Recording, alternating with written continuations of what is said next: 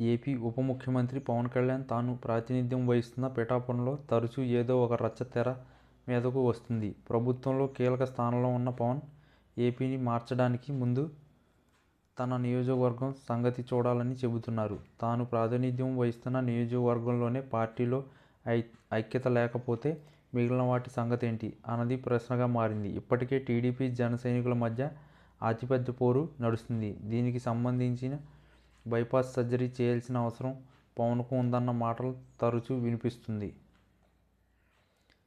ఇదిలా ఉంటే తాజాగా జరిగిన అంబేద్కర్ జయంతి వేళ జన సైనికులకు సంబంధించిన రెండు వర్గాల మధ్య రచ్చ హాట్ టాపిక్గా మారింది.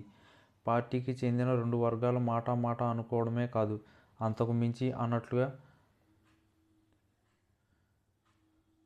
కొట్లాటకు దిగడం పార్టీ వర్గాల నోట మాట రాకుండా చేసిందంటున్నారు. రాజ్యాంగ నిర్మాత అంబేద్కర్ జయంతి వేడుకల్ని పార్టీ తరపున పలు కార్యక్రమాలని చేపట్టారు. పిఠాపురం పార్టీ ఇన్ఛార్జిగా మర్రెడ్డి శ్రీనివాసరెడ్డి పాల్గొన్నారు. అయితే ఆయన వెంట హాజరైన జనసేన నేతల్లో కొందరు రెండు వర్గాలుగా విడిపోవడంతో వివాదంగా మారింది.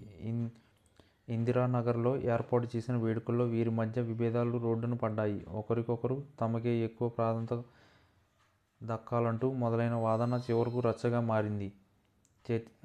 మారింది. తాము మొదటి నుంచి పార్టీలో ఉన్నామని ఒక వర్గం వాదిస్తే, ఇప్పుడే వస్తే మాకేంటి, తాము కూడా పని చేశామని రెండో వర్గం వారు ఫైర్ అయ్యారు. ఇలా ఇరు వర్గాల మధ్య వాదోపవాదాలు పెరిగి